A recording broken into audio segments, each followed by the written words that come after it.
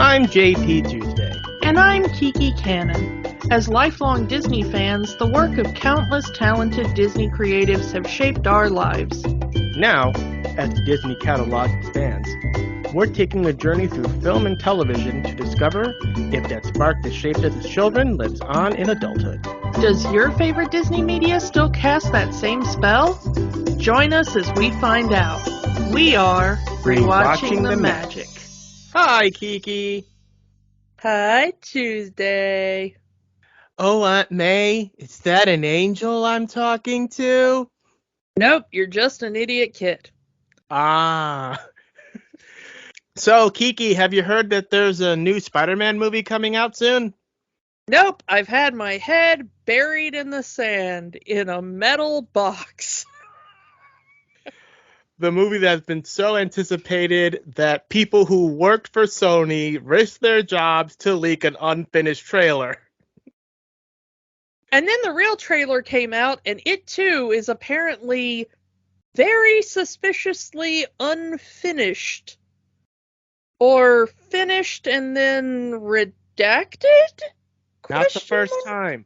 Not the first time Marvel's pulled that. Look at the trailer. I mean, to speak about Spider-Man, look at the trailer, the first trailer for Captain America Civil War, and they edit out Spider-Man from all of those scenes. Yeah. We're editing out Spider-Man left, right, and center, possibly. That lizard back and to the left. So yeah, with the new Spider-Man movie coming out, we decided that we're going to take a look at all of our past Spider-Man for no reason whatsoever. Maybe. And if we're wrong, this is going to be an interesting trip down memory lane for no reason whatsoever. So yeah, this movie turns 20 next year. We're old. Yeah, we're old.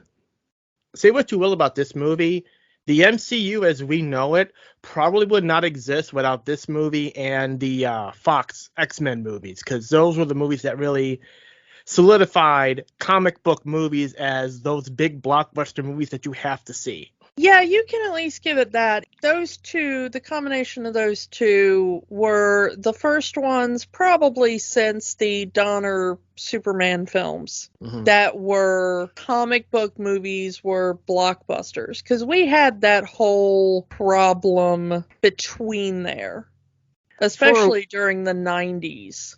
Yeah, for a where while. Comic book movies were the joke. Yeah, I was going to say, for a while, comic book movies were like a death sentence. Even the ones we kind of remember fondly in the kind of cult classic thing, you know, your Blade or whatever, that our generation kind of likes. They were pretty big box office flops. Did not do well for their star's career. But you get to X-Men, what was that, 99, I think, and then you get this in 2002, and these made good money. And they were both for the Marvel brand, if not Marvel Studios as we know it now. And they really did spark something in somebody at Marvel that not only are our properties capable of bringing all the boys to the yard, as it were, maybe we could, you know, start to form our own company, start to make our own thing. And now we have the MCU. And now we have the MCU, and now we have Spider-Man at least attached to that. This movie technically is retroactively part of the MCU now. At least it will be. While the question of if previous Spider-Man will Defoe is in the new up, movie, I'm counting it. Well, yeah, but at least the question of if the previous actors of the previous Spider-Man will show up is, as of this recording, still up in the air. We do know that we're getting the villain from this film. I mean, Willem Dafoe has been confirmed. That is his voice in the trailer. as the Green Goblin. At least his voice is in the film. So, And the same outfit. and it is the same outfit. So the villain from this film will be in Spider-Man No Way Home, which is considered part of the MCU per the deal with Marvel and Sony at the moment. So this film retroactively now is being pulled into the larger Marvel Cinematic Universe via the multiverse part of Phase 4. And it's interesting that 20 years later, a film that had no intention of being part of anything larger. There was no plans to do a Spider-Man cinematic universe back in 2002. I mean, they hoped for a sequel, as any film might, I guess, of this nature. That was the extent of it in 2002. You hoped for a sequel. Yeah. That was the end of your aim in 2002. Now it's you got to plan 10 movies ahead for different characters. Yeah, now you've got to have branching tree charts of crossovers and plans, and there's a secret vault somewhere in Disney guarded by mouse-eared mercenaries or something. I don't know what goes on down there, and I'm terrified to find out. They've been trying to make a Spider-Man movie for a very long time. We have the live-action series from the 70s with Nicholas Hammond, which some episodes were released internationally in movie theaters, if you want to call that a movie. So and then we go to the 80s, and there was the infamous Canon Films Never Made Movie. No relation. No, no relation to you. Before they even filmed moment one of the movie, they filmed a trailer with an actor in a Spider-Man costume around a black empty stage. A black empty sound stage. And that trailer is on YouTube if you can find it. Within this unsuspecting city, history's greatest experiment creates tomorrow's greatest superhero. Spider-Man, the movie. A live-action spectacular directed by Joe Zito, based on the characters created by Stan Lee. Yeah, it was kind of interesting how long they'd been trying to do this film. At one point, James Cameron was attached to direct this movie. A lot of his ideas are still in this movie, mostly the Green Goblin being the villain, Mary Jane being the love interest, and organic web shooters. Remember the big controversy over the organic web shooters?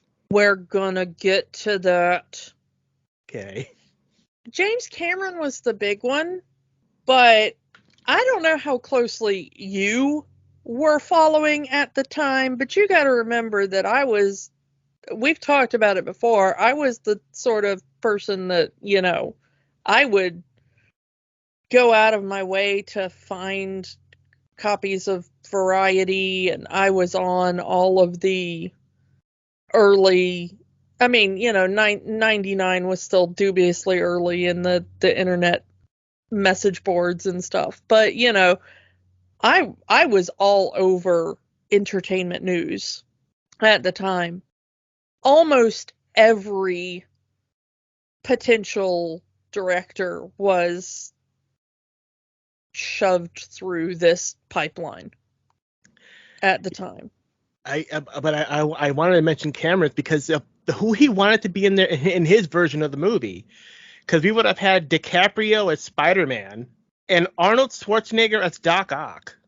Yeah, I do remember the rumors of Arnold as Doc Ock at the time.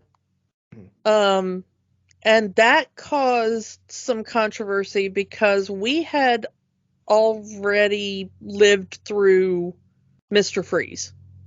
And there was a lot of backlash of jokes about Doc Ock and Mr. Freeze style puns, I remember people going around being like, "Oh, did I hurt you? I didn't mean to cause any harm." It's like just really, really bad stuff. And amazingly enough, Kevin Spacey as the Green Goblin. Yeah, that would have been a thing I would have been very into at the time. That would have not aged well. It would not. It turned out he built an actual goblin in real life. Yeah. The thing is that like all of the permutations that we could have had, like at one point we could have had Tim Burton's Spider-Man. We could have had M. Night Shyamalan's Super Spider-Man. Yeah, we could have had the Ang Lee version of Spider-Man. Which, having seen the Ang Lee version of Hulk, I'm very glad we didn't get that. You didn't want comic book transitions and spider dogs?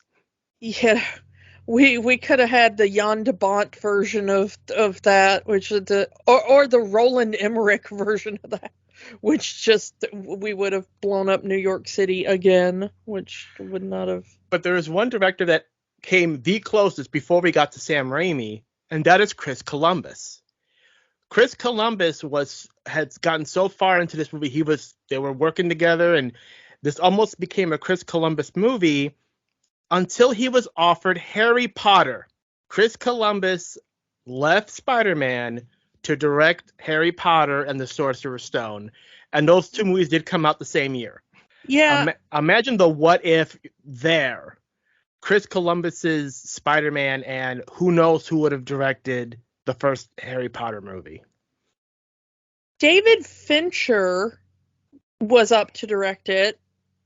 If you don't know him, he's really known for his like psychological thrillers mostly. I recently saw a video about what Fincher's Spider-Man would have been, and it didn't look like it would have been very good. He did not want to do the like Death of Uncle Ben origin story. He didn't want the origin at all. The interview I read with him said that he cannot see himself filming a boy getting bit by a spider. His words. Yeah, he wanted to do, Peter already with his powers, but he wanted to do the Gwen Stacy death storyline. That's not a part one.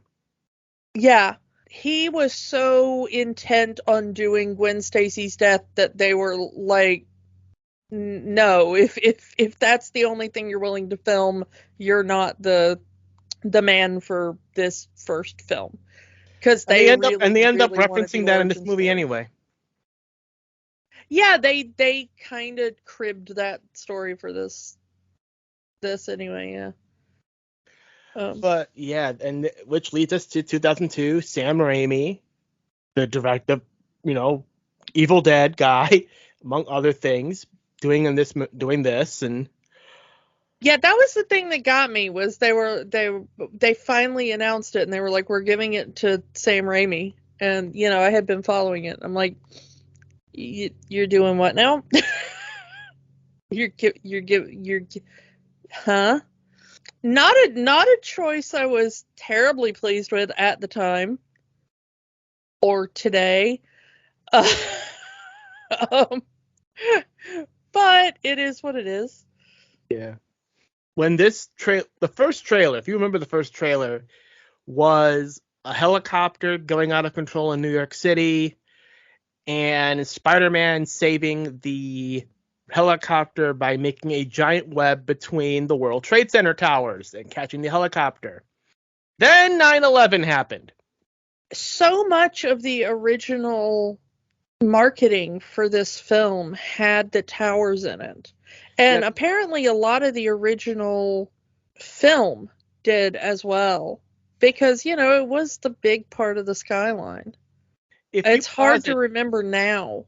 If you pause at the right moment, right where you first see Spider-Man and he shoots his web for the first time in the suit, if you pause at the right moment, you will see the two towers in Spider-Man's goggles. I actually did that in the research. It's like, I wonder it's still there. Oh, wow, it's still there. They're just a thing they neglected to edit out. But yeah, the original poster had the World Trade Center in it. The Cameron's original script had the final battle taking place on the World Trade Center, Which makes you, Interestingly, Sony said about that trailer when the trailer had to be removed, because they said that, like, oh, that trailer was just kind of a short film we made to market the movie, and that was never going to be in the film. Later on, Sam Raimi said, actually, that was intended to go in the film, but we cut that whole sequence due to the attacks. there's some very obvious reshoot moments that definitely feel post 9/11. Like, when you mess with New York, you mess with all of us. Yeah, that, I do wonder how much of that was originally intended and how much of it was rah-rah New York strong kind of stuff. Also America, because there's that ending scene with Spider-Man by the American flag. Yeah, some of it did really feel very, post 9/11 jingoism. But that is where we were at the time, Yeah. Let's talk about who they ended up casting, because we've talked about who other directors would have cast. But apparently Sam Raimi only had one person in mind for Spider-Man, and that was Tobey Maguire, who he saw in the saw in the Cider House Rules, and immediately was like, yeah, that's my guy. That's my Spider-Man. That's my Spider-Man. But yeah, that was his big role at the time, was Cider House Rules. He had been in Pleasantville before that, which was how I knew him.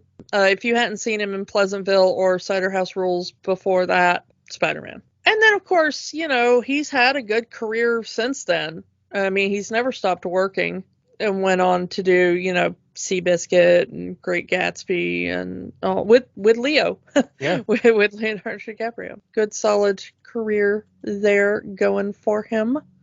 And then as good old Mary Jane, we get our Kirsten Dunst. Kirsten Dunst. First saw her in Interview with the Vampire. I first saw her on Star Trek The Next Generation. But yeah, most people, of course, saw her first in Interview with Vampire. And then, of course, she did that 94 version of Little Women that Jumanji, a lot of people from our generation remember. And, of course, Jumanji and Small Soldiers. That, again, our generation, big into those films. And then, right before Spider-Man, she did Bring It On and Virgin Suicides, kind of big cult classics for our generation as well. And then when she did Spider-Man, everybody was like, oh, little girl from Interview with the Vampire grew up. So if you hadn't been watching kind of the other, kind of, I don't want to say kid roles, but the roles that were important to our generation. I think the mainstream audience kind of rediscovered her when she did Spider-Man. And then, of course, she's been consistently working as well. She hasn't disappeared either. She's right now in that new Western movie with Benedict Cumberbatch that just hit Netflix. Power of the Dog. Power of the Dog. Thank you. Yeah. So yeah, I mean, she's still got a good career going. So, and then we've got, as our big villain here, we got Willem Dafoe. So, I mean, legend. Jesus and the Last Temptation of Christ, Platoon. I'm not going to sit here and, podcast explain Willem Dafoe to you. You know who Willem Dafoe is. Would eventually return to superhero-dom in Aquaman. Yeah, he did come back in Aquaman. So he's done the Marvel and he's done the DC. You got both. But yeah, I really liked him in Fault in Our Stars too. If you hadn't seen his performance in that, I know it's kind of weird. And of course he shows up in John Wick. And how do you not like a turn in John Wick? I will say, though, that as far as this movie goes, Weird Al does have it right. Yes, he's wearing that dumb Power Rangers mask, but he's scarier without it on. As the son of our main villain here, as Harry Osborn, we have James Franco. Got a weird career after this. Before this, he was kind of mostly known for Freaks and Geeks. Had him working with Judd Apatow. It was the NBC show. And that was kind of him started his career working with Seth Rogen. And then he kind of kept working with Seth Rogen for most of his career. Franco also has the Disney connection, as he played the Wizard of Oz in Oz the Great and Powerful. Yeah, which is another Raimi project. Yep. Another Sam Raimi project. Which I have not bothered to watch. And he did kind of the only James Franco movie I'm interested in, which was he did The Disaster Artist, which was the story of how The Room, the Tommy Wiseau movie, got made, in which he played Tommy Wiseau, which it did turn out to be a good movie, and his Tommy Wiseau was decently passable. So, unfortunately, though, during the making of that movie, some things about him came out, and, well, let's just say maybe we're closer to having Kevin Spacey as the Green Goblin than we had intended.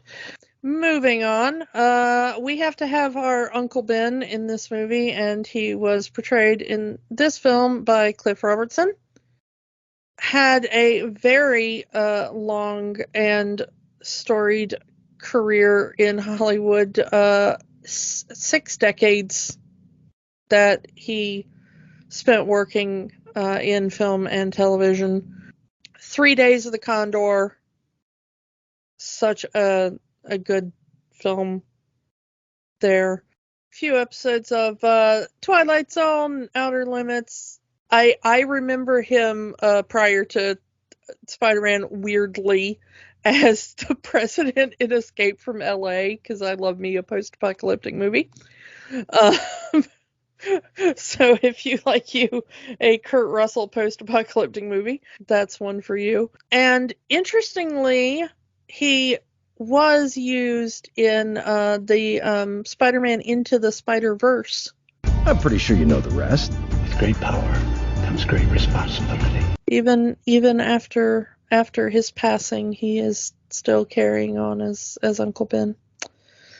And of course, our Aunt May for this particular film series, we get Rosemary Harris, also just a legend in her own right. Tony Award winner for The Lion in Winter. She took over. This is one of the great things, because she's still with us. Yeah, she's still alive. But back in 2018, this is one of my favorite stories about her. In 2018, they were doing a Broadway revival of My Fair Lady, and Diana Rigg had been playing Mrs. Higgins, and Diana Rigg needed to step out of the part. And so a week before her 91st birthday, Rosemary Harris stepped in for Diana Rigg and took over the role on Broadway. I mean, come on, 8 shows a week at 91. Legend. Yeah, and this film is just filled with kind of cameos, and they weren't super famous then, but they are famous now. Of course, we've got J.K. Simmons as J. Jonah Jameson, which he is still doing even in the MCU now. They brought him over. As a side note, when you saw that ending scene in Far From Home, and it was J.K. Simmons as J. Jonah Jameson. I don't think anybody was like, oh, they've connected the Raimi films to the MCU. Yeah, I thought it was just a fun Easter egg. Everybody just thought, well, who else you gonna get to play J.J. Jameson? The only other actor who can play J. Jonah Jameson is Ed Asner, and he's gone.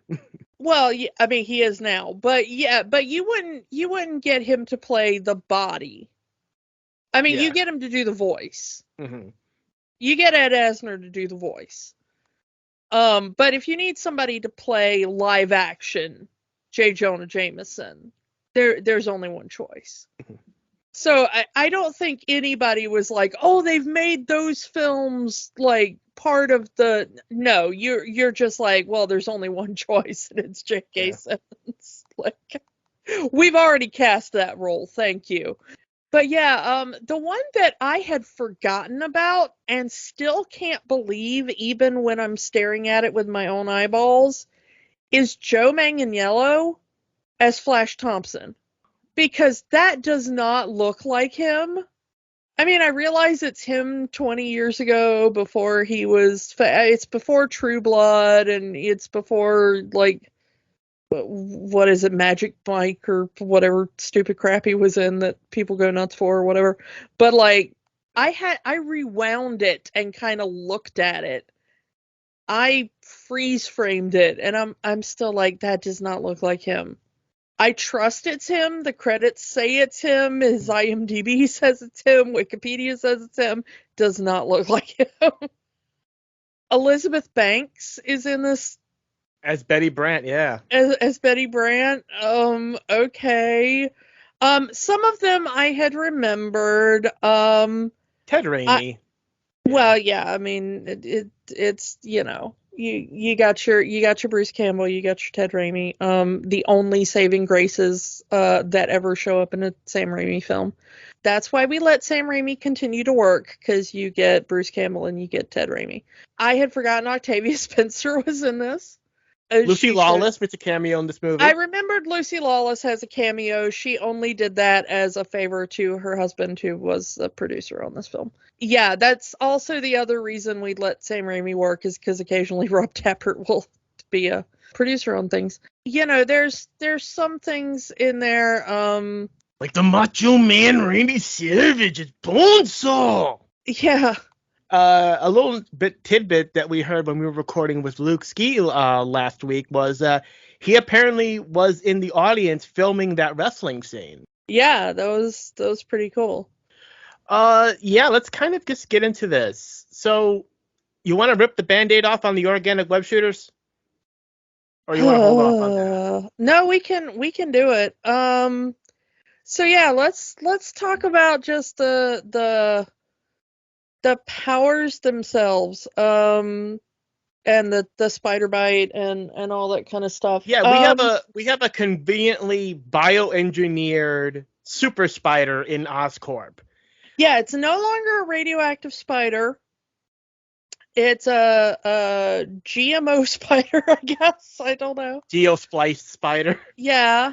So yeah, I don't mind how they went about with the spider, but looking back, it is a bit cheesy. Is that, here's a spider that can leap. Here's a spider that can make webs that can lift as much as its own weight.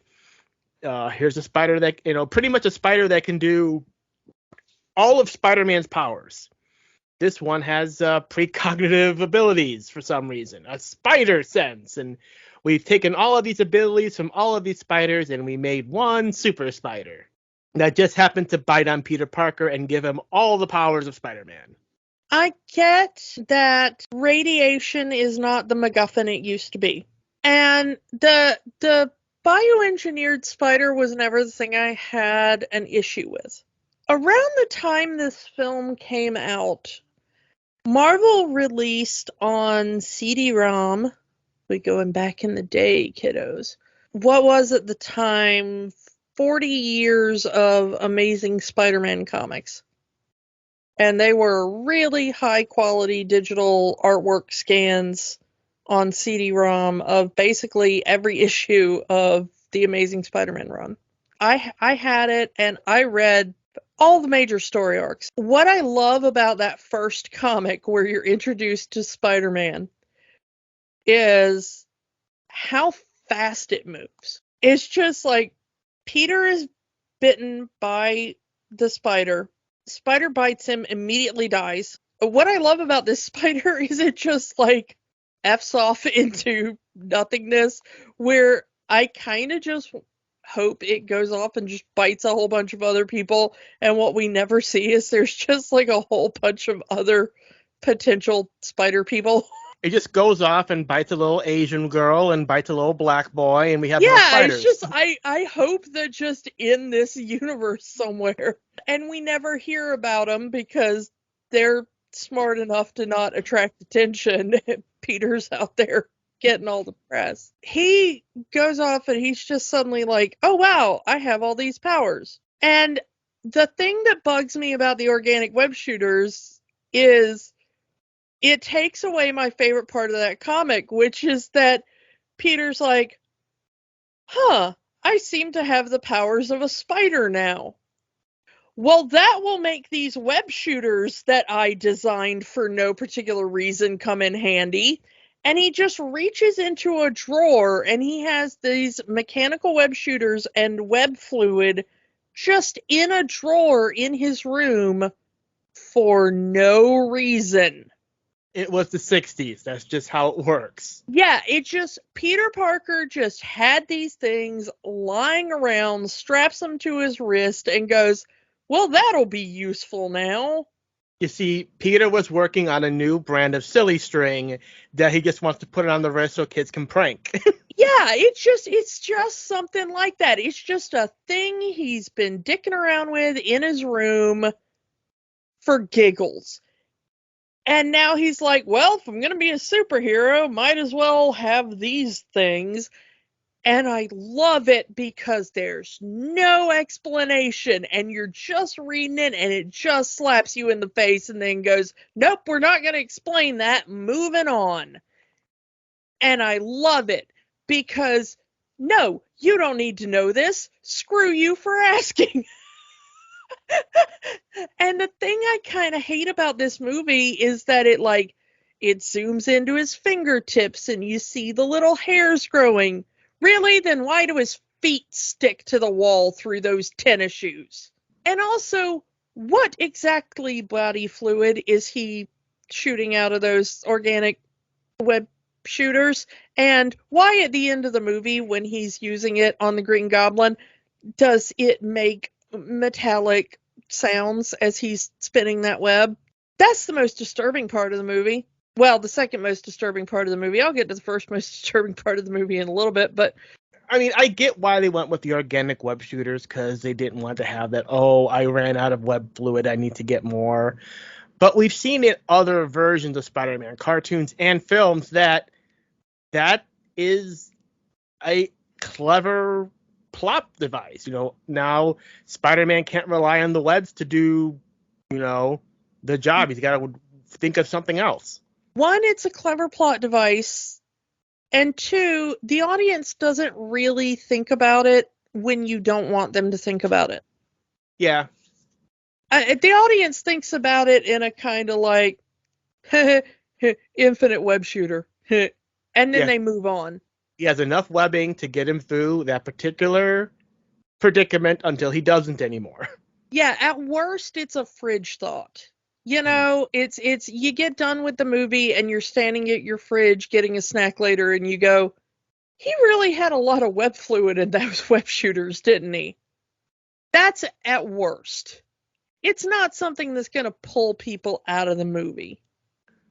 It's not like somebody shooting 280 bullets out of a 6-shot revolver. It's not that kind of brain breaking. And you know what? I've watched movies where somebody shoots 280 shots out of a 6-shot revolver, and I've still enjoyed that movie. It's not that bad. It's like, stop freaking out about it, okay? You know what bugs me a whole lot more? Organic web shooters. Because now it's just weird and gross, and I have to be like, is it snot he's shooting out of it? Is it... A non-family friendly substance. Is it a non-family friendly substance? Yeah. I was trying to think of a way to put that. Thank you. But also, I don't want to see the little, spider barb hairs come out of his fingertip. Like, I don't want to. And we never see it ever in any of this trilogy. They never show it again. Yeah, but also, my brain can just kind of accept he's bitten by a radioactive spider and now he has spider powers. Because it accepted it my entire life up until this movie. I think there's a thing that some people think about geeks, which is like, oh, they're gonna dissect it. If you're not a geek and you're listening to this podcast, let me explain that. It is a game we play with each other. It's an icebreaker at conventions. Yeah, it's a thing we do because it's fun for us. It's a what if game. It's like two debate kids on a debate team. I'm going to take the position that Spider-Man's web fluid is made of this substance, and you're going to take the position that he needs to have organic web shooters. And we're going to debate it.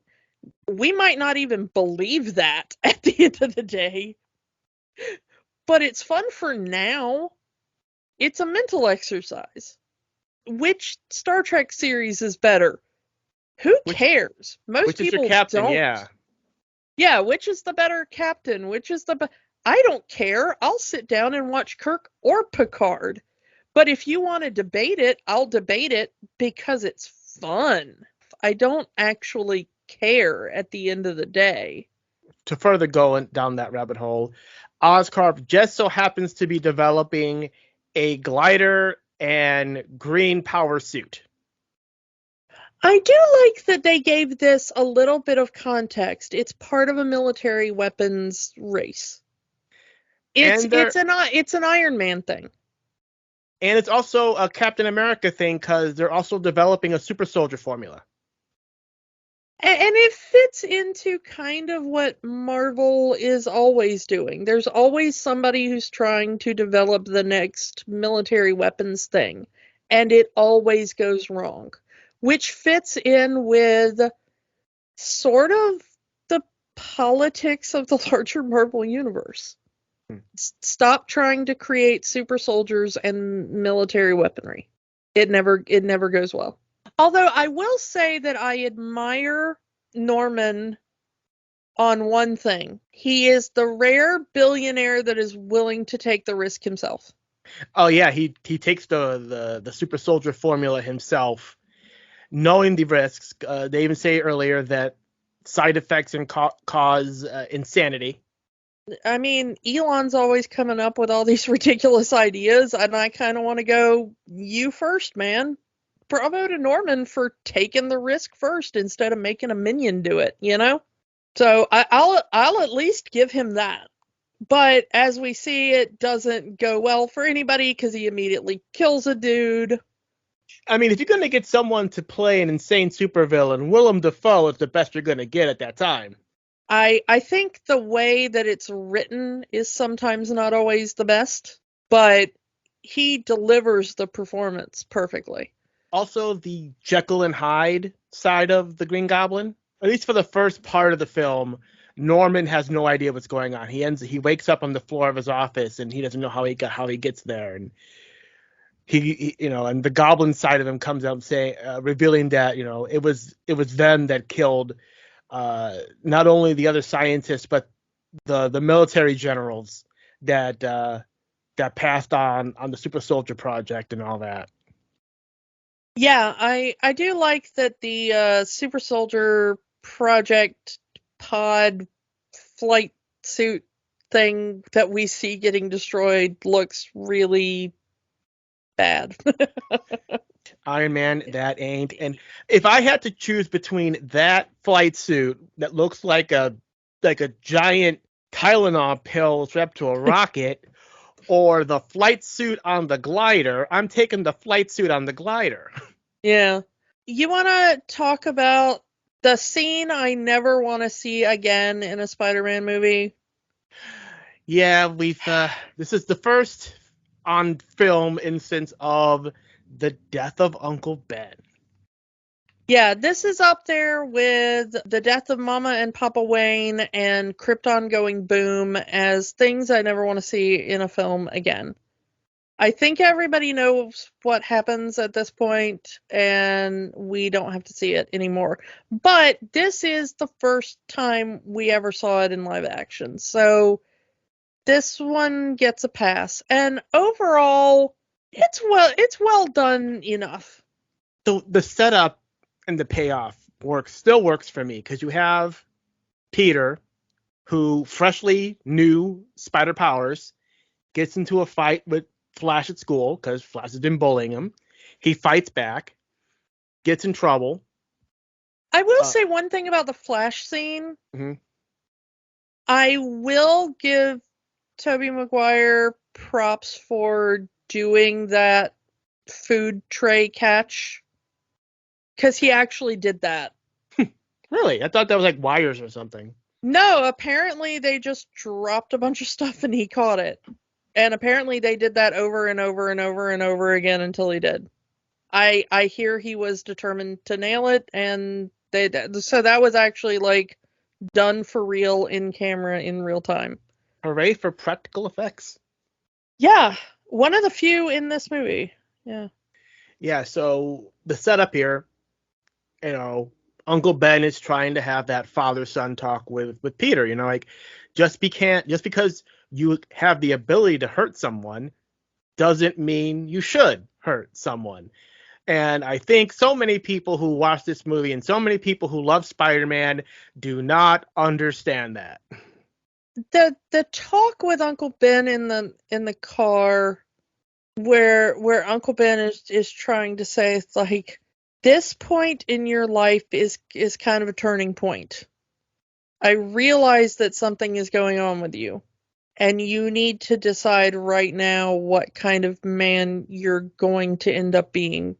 Are you going to end up being a bully, or are you going to end up being a good guy? And Peter, being moody teenager with this new sense of confidence in himself, doesn't want to hear it. Again, realistic, let's be honest. Every parent tries to have that talk with their kid at some point, and the kid will always brush them off, because that's what we do. Everyone goes through that. And it is a very realistic scene, and it's also, knowing what's coming, it's also a tragic scene. What really gets you is when Uncle Ben says, "I know I'm not your father," and Peter says, "Well, stop acting like him." And like, knowing what's going to happen, and that being the last thing he says to Uncle Ben. Peter lies. He's saying he's going to go study, and turns out he's going to go to the wrestling match to make some money. 3 minutes with Bonesaw. I wonder how this wrestling thing actually works. That cage is not practical for a wrestling match. There is no way you can climb that thing. But also, this appears to be more like a pro wrestling setup, but it's not a scripted match. They didn't smarten up Peter on the finish. Yeah, and also, when he goes up to the woman, she gives him a verbal kind of like, do you agree that we're not to be held liable? Which maybe you could do in court as a verbal contract, but he's under 18 at this point, presumably. I'm pretty sure Peter lied about his age. And they didn't ask him for any form of ID or have him sign any paper or medical waivers. Or I've seen a couple of shady independent shows. I can tell you some stories about letting underage kids. Oh, I'm sure they're there. I'm just saying that this seems to be a rather well-funded and well-attended one for. This whole thing is sus. It's entirely sus. So it's the fact that so the fact that the promoter at the end is all like, "Here's $100, kid, get out," does not surprise me because Peter's spidey sense should have been going off from the second he walked in this place. One of my kind of favorite things is, the promoter does the thing of like, I fail to see how that's my problem when he hands him the money. Peter delivers the same line back to him when he lets the robber go. And I don't know if the actor intended to kind of deliver it that way, but the promoter gives Peter this look of like, well, you're a piece of crap, but I respect you because you're my kind of piece of crap. Like, game recognizes game, little Spider-Man. Like, I get that, Because Peter let that robber get away, that robber killed Uncle Ben. Pops back up in Spider-Man 3, which makes it look like the Sandman killed him or something or whatnot. The less we say about Spider-Man 3, the better as far as I'm concerned. This scene does have one thing that I will say, which is, once again, it focuses on Uncle Ben's car. I will say that this car, much like Sam Raimi, is the bane of my existence. I dream of finding every version of this car on the planet and dismantling it so thoroughly that no one can ever build another one of these cars ever again. Can we talk about Mary Jane in this movie for just a moment? Because at the beginning of the movie, she's dating Flash, who she knows is bullying Peter, is the only person in the entire school that seems to be nice to Peter, because even the bus driver doesn't want to stop for him. Yeah, that bus driver is a jerk. I know what you're talking about, that she kind of is bouncing around and everything, but they give Mary Jane this abusive household backstory. Yeah, that makes it understandable that she would cling to whoever would show her affection. Flash is complete Richard here because dumps her on graduation day. So I just remember her saying something about, take your ring back or whatever. So I think I always got the idea that she dumped him. Maybe I'm interpreting wrong. Who knows? I don't know. It was always unclear to me. So anyway, the whole movie sets up that Peter's had this lifelong crush on Mary Jane. Harry even tries to get him to talk to her, say, hey, say something, and he is too shy to do it. So Harry does it instead. So Harry asks out Mary Jane, and now MJ and Harry are a thing. But he's a bit of a Richard about it too, because he does it secretly. Yeah, he never tells Peter. Peter finds out by Mary Jane. Accidentally. And she thinks that Harry has told him. She's not trying to keep anything from Peter. She was just like, yeah, I'm dating Harry. You're roommates. I thought you knew. Sorry. Harry seems to want to hide this relationship from everybody. He's even hiding it from his own father. Well, and we find out in the Thanksgiving scene why. It's because his father is like, oh, she's a gold digger. She just wants your money, just use her and toss her aside before, but definitely don't marry her. Don't, give her any money. Don't do anything. He even mentions Harry's mother. Yeah, we never know in the movies, I don't think, what happened to Harry's mother. Yeah, but this suggests that it's still a bit of a Richard maneuver to brothers before farm tools, as the saying would go. Your best friend has the hots for this girl, and you're gonna swoop in on that. That goes against the bro code. Yeah, and I'm not saying that's maybe a firm line, but at least you ask first. Yeah, it's at least that, hey, is that, are you going to ask her out or not? Yeah, I mean, are you ever going to get the stones? Because if not, I have stones, she's an attractive woman. I'm going to shoot my shot. Is this okay with you? If not, shoot your shot right now. Yeah. But the relationship is very odd. in that it seems to be, now granted, Harry, this is probably the way Harry was brought up and his personality, in that his solution to everything is to throw money at it. Yeah, Like, that definitely seems like a rich boy thing, though. yeah, I mean, throughout the movie, in the background, Harry and MJ have problems. His solution is, I'll buy you something. I mean, it's kind of realistic, though. In a way, yes, but that's, the rich boy mentality. If, he was raised with money, and his entire life was, if there's a problem, throw money at it. We see that Norman kind of has that same idea, though. So, I mean, he comes by it at least honestly, in the sense of that's what he was taught. I really like this version of Mary Jane. I mean, this is the only portrayal of Mary Jane we get. A certain other MJ doesn't count. Yeah, because the current MJ is not really Mary Jane Watson, and we do Gwen Stacy for the Andrew Garfield run. I really always thought that Kirsten Dunst made a very nice Mary Jane Watson. I think so too. She also had that warmth, that caring to her, even though she comes from this broken home and she's verbally abused by her father on a daily basis. She doesn't let it break her. She's still this kind and wonderful person. And when she calls him Tiger that first time, you get that nice little, oh, She said the line. She said the line from the comic. She said the thing. She said the thing. Yeah.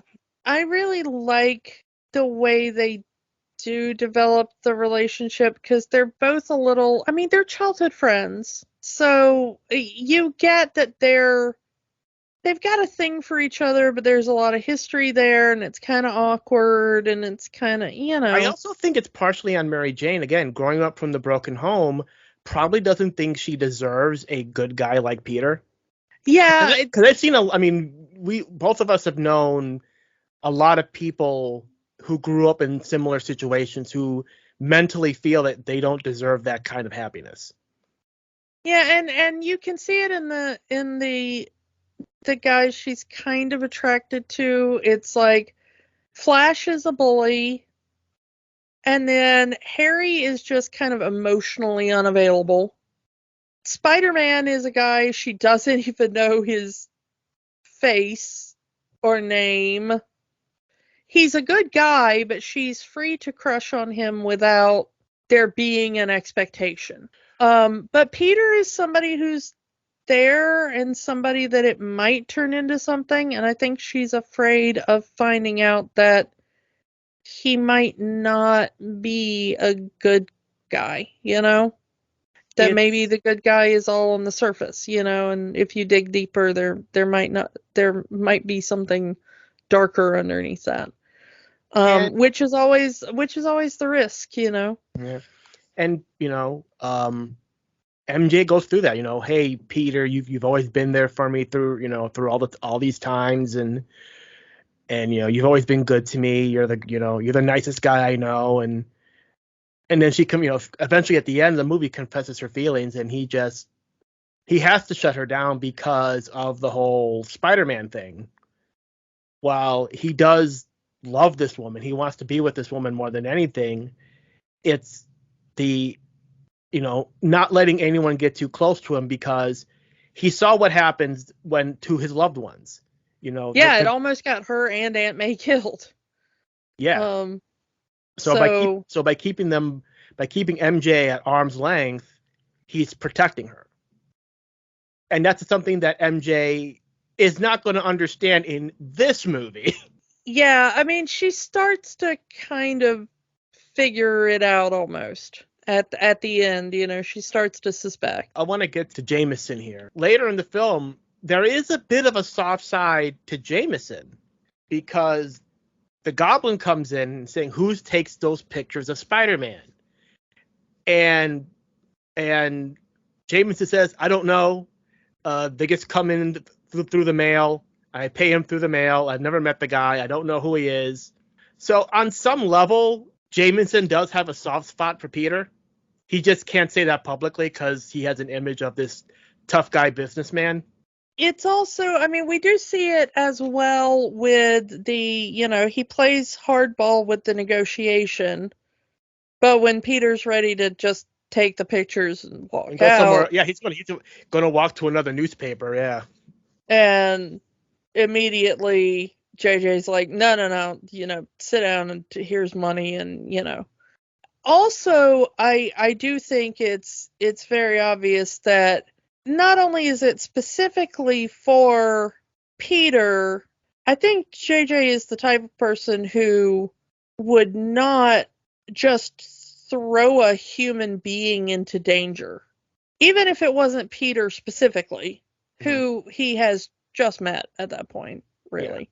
Yeah. I don't think that J. Jonah Jameson, for all of his many faults, is the type of person who would just throw a human being into a kidnap situation. But he'd never admit it. Yeah, he would never admit it. I do like the ups and downs that we see Peter go through with his powers. We see the fun bits of Spider-Man, and then we see the moment that Goblin starts to turn the stuff on him. I do like how much the Goblin personality takes over, because it does attack even when Harry is there. Say what you will, Norman is letting it happen. For Norman, ever since the government cancels the contract for the glider and flight suit, everything starts to tumble over. He tries to fix it by killing the scientist that said let's scrap the whole thing. He kills off the generals that canceled the contract to begin with, and now he's lost his entire company because the aerospace company that the Goblin just blew up their prototype flight suit is buying Oscorp. So he just shot himself in the foot with a big old pumpkin bomb.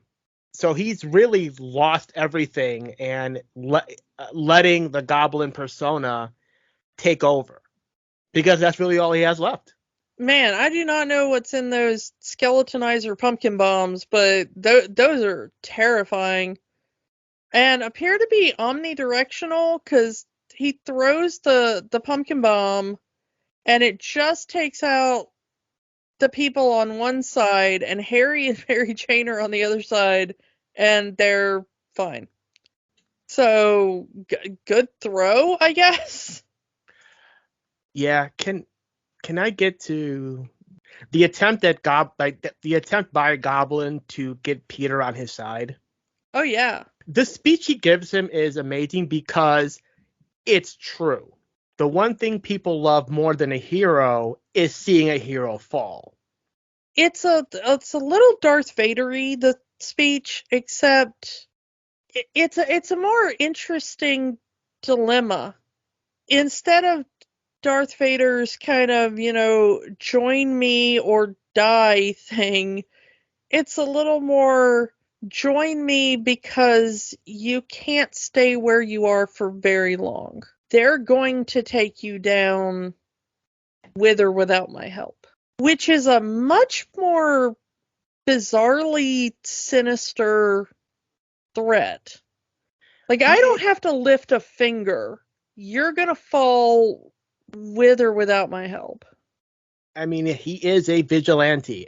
So, yeah, the cops are going to go after him for simply being a vigilante. And, again, J. Jonah Jameson's papers doesn't help things. I hate to say it, but he's kind of a rich guy who's seen how paparazzi works, Yeah. It's a fascinating dilemma in the fact that he's still a bad guy, but he's not entirely wrong on this. Those are some of the best bad guys in fiction, are those who aren't really wrong or who don't really lie. Well, Green Goblin is just out for revenge in this movie. Like, he doesn't... I don't like Green Goblin as a villain in this film because he's a very selfish villain. But he's also putting other people, he's blowing up, yes, he's aiming towards the people that have wronged Norman Osborn, but he's also being very reckless with it. And, he blows up the balcony and the debris is falling on people. he blows up the balloon that crashes into a pipe that crashes onto a person. But So also, Norman Osborn being wronged in this situation is kind of like,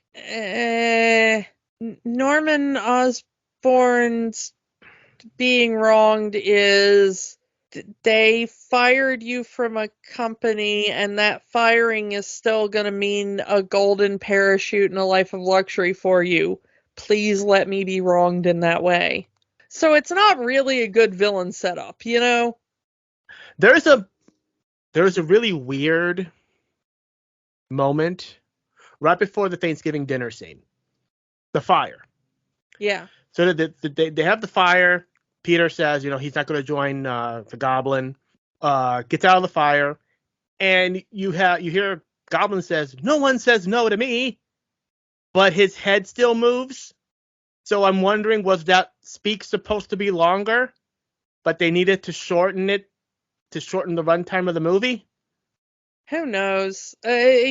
Probably one of the things that was a complaint about this film was that given how both Spider-Man's costume and Green Goblin's costume ended up, you lost basically all of the nuance of performance. Because you lost all of the facial features of the actors. I mean, they do kind of remedy this by having the Goblin's eyes retract, and the mouth of the Goblin has that mesh in it, so if you look really closely, you can see Willem Dafoe's mouth. So they tried to make it a little bit of the facial features, but Tobey Maguire is not a good physical actor. Like, he's a good vocal actor, but when you're wearing a mask and you have to act with just your body, Tobey's not good at that. Yeah, he's very much a face acting guy. A lot of his acting is in his eyes and his more subtle facial expressions, which does not work in a mask. It doesn't. Let's talk about the point where, let's talk about the climax of the film. We get the point where, thanks to that one cut on his arm, Goblin figures out Peter Parker is Spider-Man, which is kind of interesting because it would have sucked if Peter Parker had really just been winged by a bike messenger that day. Norman figures it out, and he takes out Aunt May. He kidnaps Mary Jane. He sets up the Gwen Stacy dilemma, now transferred to Mary Jane, and does do you want to save the falling cable car full of innocent little children? Yeah. Or do you want to save the woman you love? And we get the whole scene of Peter trying desperately to save both. Yeah, it must really suck to be Spider-Man's girlfriend. You're always falling off something. And I really hate that the new trailer has the setup again. The second scene I never want to see again is Spider-Man's girlfriend falling off anything. And they've already done it with this MJ. Yeah. We already had that in Homecoming. That was a different girlfriend, though. That was Liz. That wasn't MJ. But we've already done a Peter Parker girlfriend for this Peter Parker, Can we please stop using the potential fridging of Peter Parker girlfriend as a plot point? Because I'm kind of sick of it. Yeah, I'm kind of done with the homage to the night Gwen Stacy died. I get that it's one of the most well-known Spider-Man comics out there, but we don't need to keep going back to it over and over again. Yeah, can we stop using a traumatic women falling off a thing plot point? But, this was our first outing, our first homage. We're giving this one a pass. It was the first. Okay, fine. Peter does the catch, and he's trying to hold on with his amazing spider strengths. We get the post 9/11, Don't Mess with New York, as the New Yorkers come in and fight Goblin. And Goblin could have easily taken him out with another pumpkin bomb if he wanted to. well, but we have to get the "You Don't Mess with New York." Rah, I get rah, it. I get it. Yeah. And at the time, I mean, remember how you felt at the time. That was Yeah. a good scene at the time. The theater erupted. Everybody, yeah, you don't mess with New York.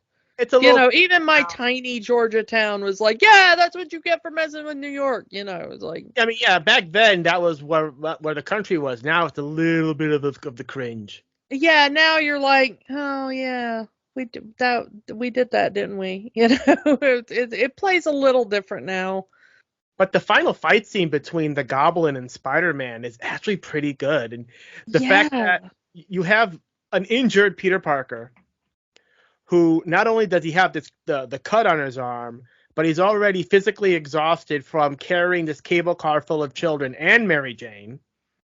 So he's got 2 handicaps on him as the Goblin is just kicking his ass. And bless that one little bit of mask that's like holding together. There's like that one strap that's kind of holding the mask together. Look, honestly, it's especially with the pumpkin exploding. What is that mask made out of? That only that exploded when the bomb did. Yeah. Oh, can we talk? Yeah, there was a battle damage, toy at the time that had that like one little strap and stuff. It made for a good looking toy. Oh, the funniest toy. I remembered the funniest toy. There was a toy at the time that still baffles me to this day. That was a Norman Osborn with ugly chair and Green Goblin mask. Yes. Because that is the scene that you want to reenact as a kid. You're like, Mommy, I want to reenact the scene where a crazy guy talks to his chair. And the chair talks. Like, you'll get quotes from the film. Oh, did it talk? Was it a talking chair? It was a talking chair. Oh, I never actually had it. I just remember seeing it in the store and being like, who wants ugly chair action figure? Like, what kid is being like, Mommy, I want the ugly chair action figure? Side note, I just went on eBay to search this. This toy is going for $200 on eBay. Oh, wow. Because I looked it up. I was trying to explain that action figure, and I sent a picture of it to somebody during the rewatch, and they were like, how do the chair and Willem Dafoe both come out looking better in action figure form? But yeah, but this fight scene is actually really good. The organic webbing having a metallic sound when it comes out is a little cringe. Again, do not like the organic webbing. It's overall a good fight scene, I will say.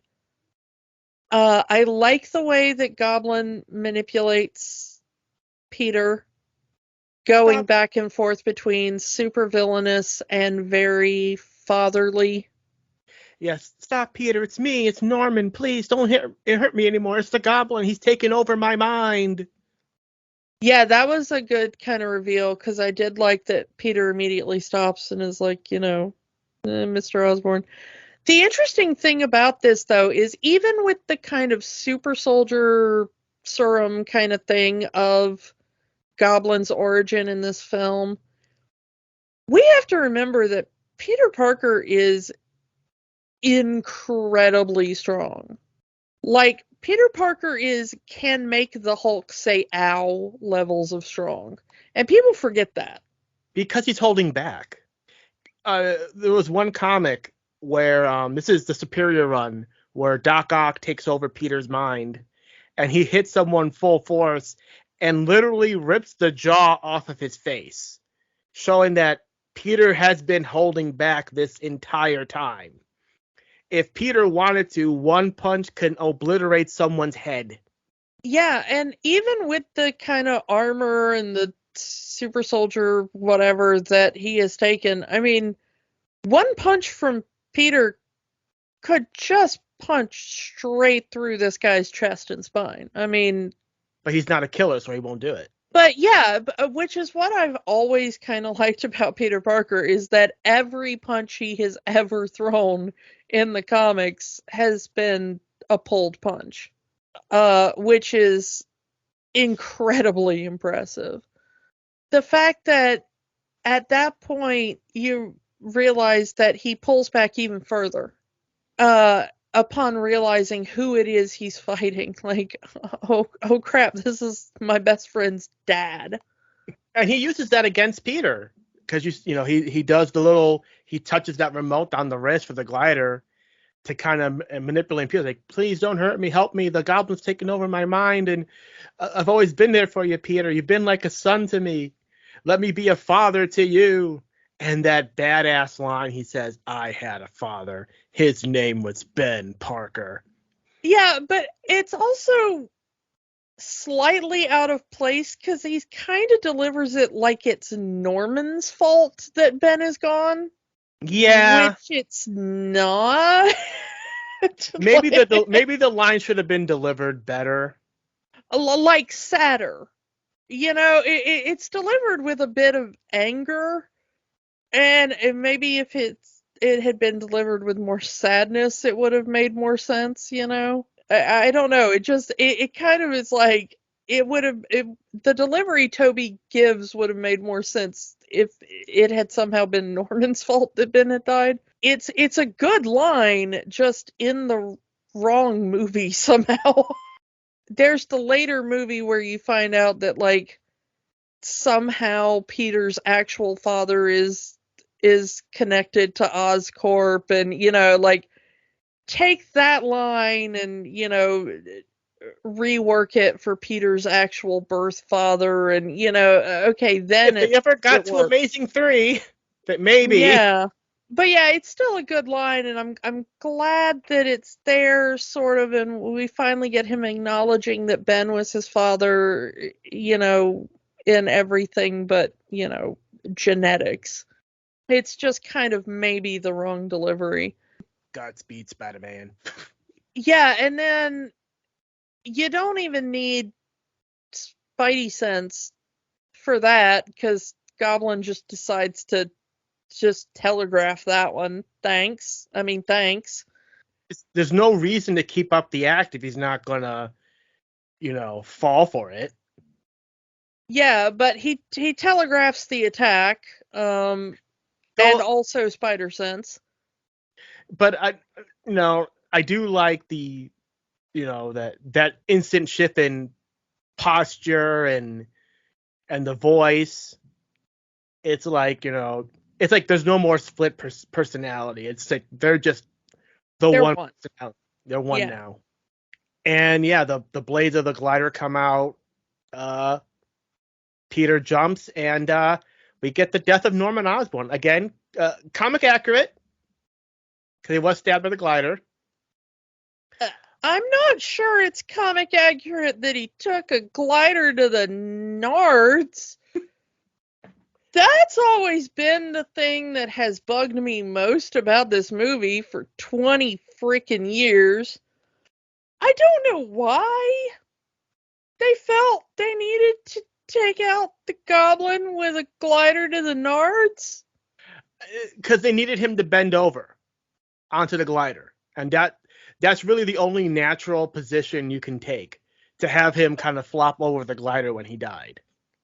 I mean, I don't even particularly have that anatomy, but can you think of a less dignified death for your villain than a glider to the nards? When Peter puts Norman back in his office, he has changed Norman's clothes, or he has taken the goblin suit off of him. Okay, but like, Spider-Man shows up with the dead body of your father, and they do an autopsy, and they're like, well, your father appears to have been crushed by a wall and then suffered multiple stab wounds to the groin. nethers. Again, we don't actually get resolution for this until the third movie. I mean, what So, what is that news report like? Like, billionaire businessman Norman Osborn died today as a result of multiple stab wounds to the groin. you know they never released a reason. Son Harry Osborn swears that Spider-Man was somehow involved. The NYPD suspect an orgy gone horribly wrong? Like, what? You know what they is never this? released what actually happened. What But- is this? You but it- know that the Daily Bugle is running some kind of something about this. But what would Harry think about? There's stab wounds in his groin, but Spider-Man stabbed him with something. And the In fact the that nards repeatedly. and the fact that we find out, the fact that Harry finds out in the second movie that his father was the Goblin. And again, not until the third movie that he finds out, oh yeah, the Goblin your father died by getting stabbed by his own glider. The fact that they waited until the third movie for that resolution, that is just one of the many problems Spider-Man 3 has. Yeah, but it's not just one of the many problems Spider-Man 3 has. It's one of the many problems Spider-Man 1 has. Yeah. And it has been bugging me for 20 freaking years. I have spent 20 years with people telling me this is a good movie. I had to wait until Spider-Man Homecoming for a good Spider-Man movie. Come on. I guess that's your opinion on the movie. We don't have to ask the question at this point.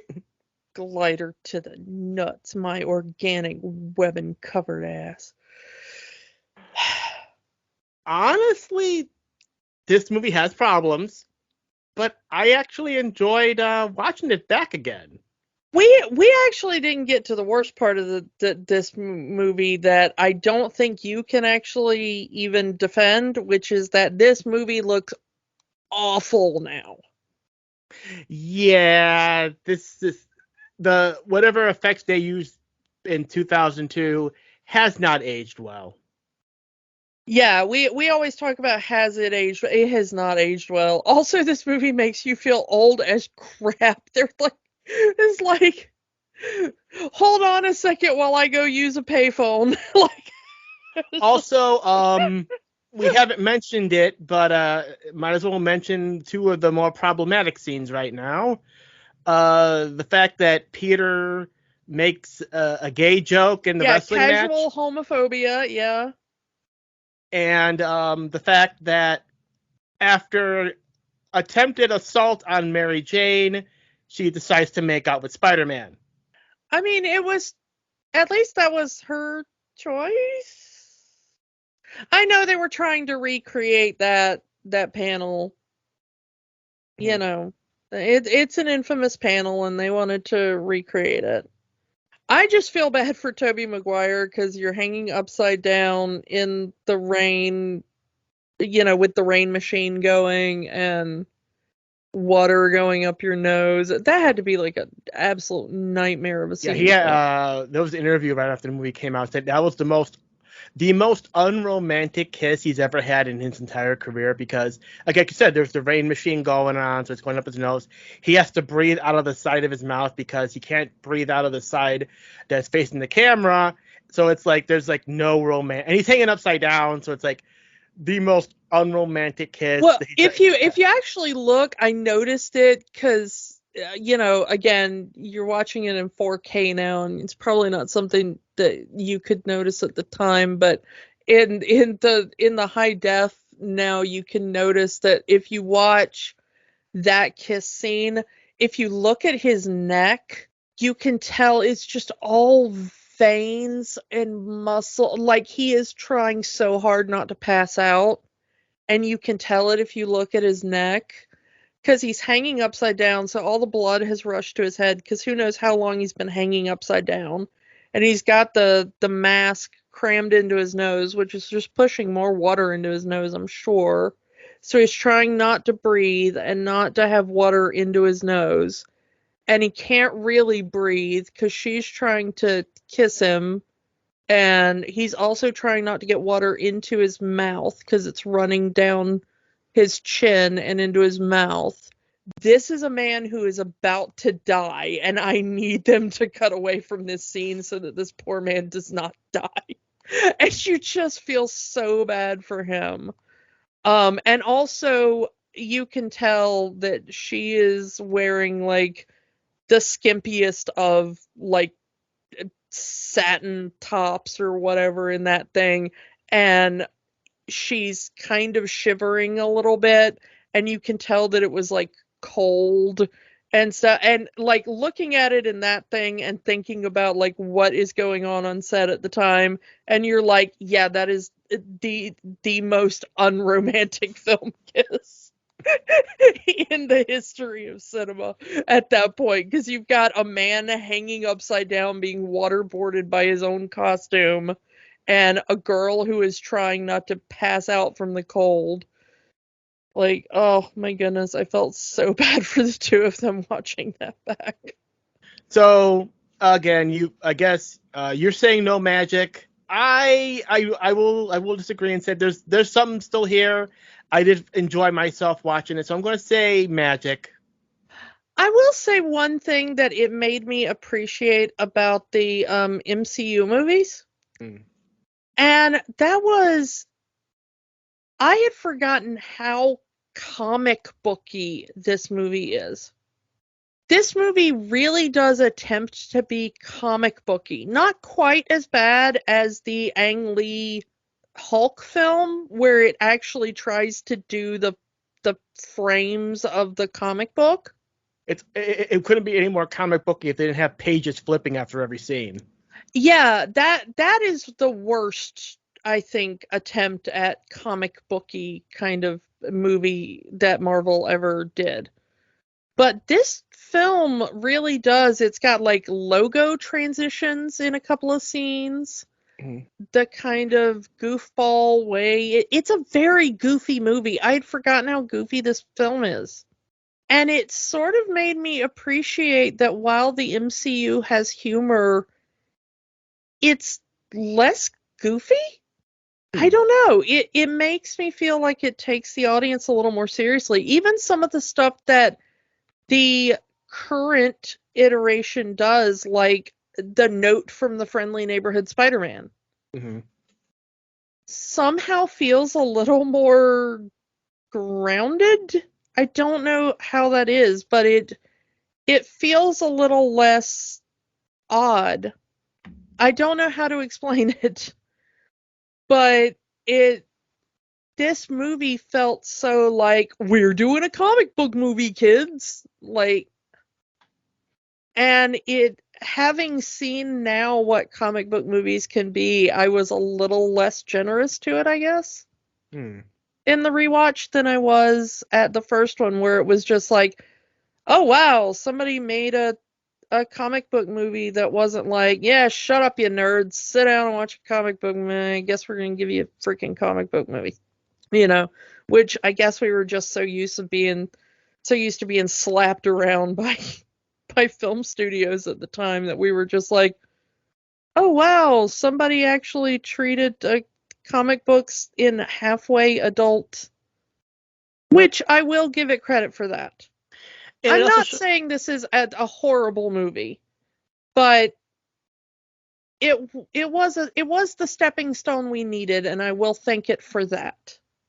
Man, they're so much better now, and I'm so much happier for it. I mean, the movie made the money. We got a sequel, which is honestly a lot better than the first movie. And then we got another sequel, which is possibly one of the worst things in the history of the world. So it may be a war crime. And yeah, let's just do a reboot. And that's what we're going to be picking up next week as we move away from the Maguire Spider-Mans into the Andrew Garfield Spider-Man, because we'll be taking a look at The Amazing Spider-Man from 2012 next week. Yeah, let's see how Andrew picked up the dropped ball of Spider-Man 3. And we will talk to you all then. Bye. Bye. Don't let the magic stop here. Join our conversation online on Facebook at Rewatching the Magic. Twitter at RewatchTheMagic. And of course, new episodes every week at rewatchingthemagic.podbean.com. Remember, the magic is for everyone. It only stops if you let it.